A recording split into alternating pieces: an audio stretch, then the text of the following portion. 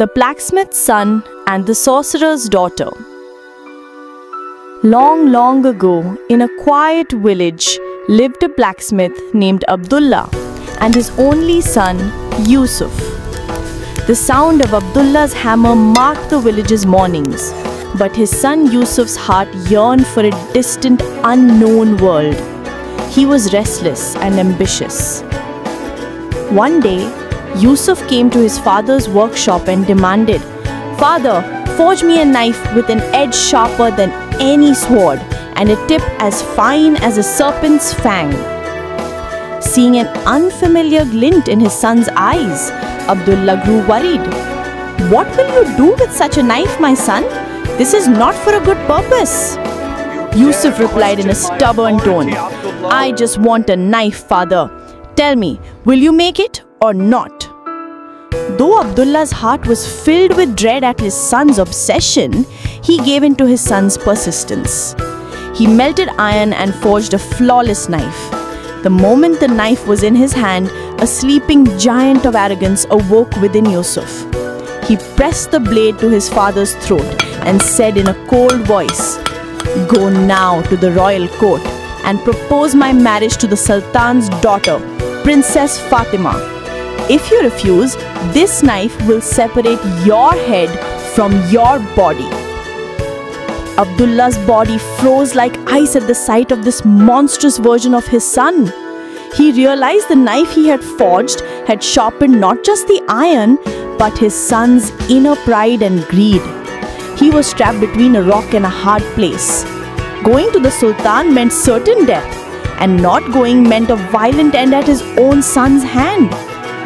Finally, he thought it was better to die with honor at the hands of the Sultan than to be disgracefully killed by his own son.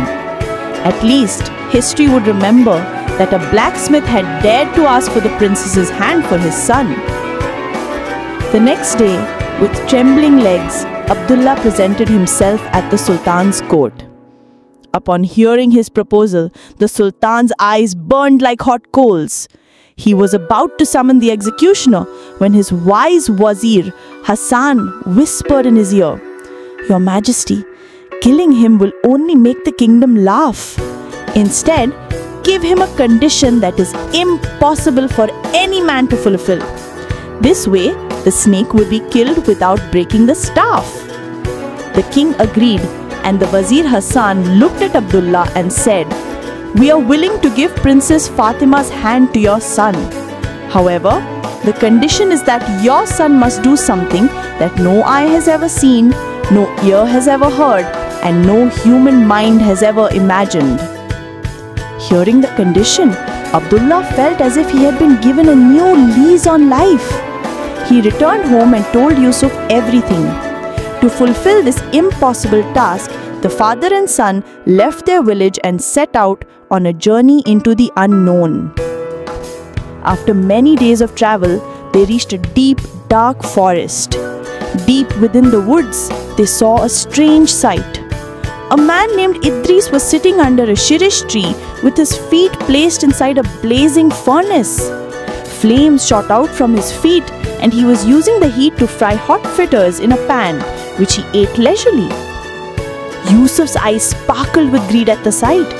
He thought, not just the king, but no one has ever seen such a thing. He begged Idris to take him as his disciple. Idris replied indifferently, "Go further ahead. My master, Umar, is there. Go to him." They went deeper and saw Umar sitting under a banyan tree, frying sweet jalebis in the exact same manner with his feet in a furnace. When Yusuf pleaded to become his disciple, he too turned him away, saying, "Go even further ahead. My guru, Zafar, is there. He can fulfill your desire." Finally, under a jujube tree, they found a man named Zafar. His face was cold and his eyes were as deep as well. He too was generating fire from his feet to make molasses. Hearing Yusuf's story, Zafar gave a mysterious smile. "I agree to make your son my disciple." Zafar handed Abdullah a key and pointed towards a dilapidated hut. "Lock your son in that room from the outside." Abdullah did as he was told, But as he turned to leave, Zafar took the key from his hand and said in a cold voice, "Come back in exactly 1 year to retrieve your son." Abdullah left. Inside the room, Yusuf was writhing with hunger and thirst. When he looked around the room, his blood ran cold. The entire room was littered with human skeletons and bones. He realized that Zafar was in fact a cannibalistic sorcerer who lured people in the guise of taking disciples only to kill them. Knowing death was certain, his arrogance shattered. He broke down in tears, thinking of his father and regretting his mistakes. Suddenly, he began striking the wall with a large bone. Day and night he chipped away at the wall. When he finally broke through into the next room, he saw an incredible sight. The room was decorated like a princess's chamber, and sleeping on a soft bed was a stunningly beautiful young woman named Ayesha. Ayesha was frightened at first, but after calming down and listening to Yusuf's story, she said, "The man making molasses outside is my father, Zafar. He's a terrible sorcerer. But don't worry, I will save you. I also know magic, even more than my father." Ayesha was Zafar's daughter, but her heart was full of kindness. She began teaching Yusuf magic more powerful than her father's. 2 years passed in the blink of an eye, and Yusuf became an accomplished magician. When Abdullah returned after 2 years, Zafar gave him the key to the room and said, "Go, bring your son." Abdullah assumed he would only find Yusuf's bones, but upon entering the room, he saw his son sitting with a breathtakingly beautiful woman. When he learnt everything, he trembled with fear. Ayesha then came up with a plan. She told Abdullah to go to Zafar crying and say that his son had died and he only wished to take his bones. Zafar agreed and gave him a large sheet. Abdullah wrapped Yusuf in the sheet and hid him and carried him out on his shoulders. Before they left, Ayesha warned Yusuf, "Do not use this magic to earn money on your way. My father can smell greed. If you do, he will find you." But as soon as they were out of the forest, Yusuf's old arrogance resurfaced. He transformed into a bull and told his father to sell him but to keep the rope. A landlord bought the bull, but as soon as the deal was done, Yusuf broke the rope, fled and turned back into himself. This act of greed, however, brought disaster upon them. Zafar found them. He took the form of a beggar and sat on their path. This time Yusuf had turned into a camel, with the condition that he must be sold without the nose rope. But the beggar offered such a high price for the camel that Abdullah couldn't resist the temptation.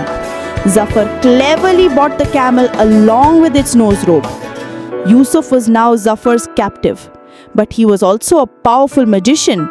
He turned into a pigeon and flew away. Instantly, Zafar became a hawk and pursued him. Yusuf dove into a pond and became a frog. Zafar became a stork. As a village girl named Maryam was collecting clay from the pond, Yusuf transformed into a ring and slipped onto her finger. The beggar sorcerer went to the girl's house and demanded the ring. The girl's mother, misunderstanding him, scolded him. In anger, Maryam threw the ring on the ground. Just as Zafar reached for it, Yusuf transformed into a string of pearls that scattered across the room. Zafar became a rooster and began pecking up the pearls, but one pearl remained. That single remaining pearl suddenly transformed into a cat and broke the rooster's neck. And so, Zafar met his end. All of this had happened right in front of the Sultan's court. He was stunned having witnessed this incredible magical duel with his own eyes. The cat then transformed back into its true form and stood before the king. Yusuf said to the king, "Your Majesty, have you ever seen or heard of such a thing before?" The king shook his head in amazement. Yusuf then declared, "I am Yusuf the blacksmith's son. I have fulfilled your condition." The Sultan had no choice but to keep his word. With great celebration, Princess Fatima was married to Yusuf. As the king had no sons, Yusuf became the future Sultan of the kingdom. Upon becoming ruler, Yusuf became a just and righteous king. However, He never forgot those 2 years that taught him a valuable lesson, that the greatest magic is not power or pride, but the friendship found in times of peril and the courage to learn from one's own mistakes.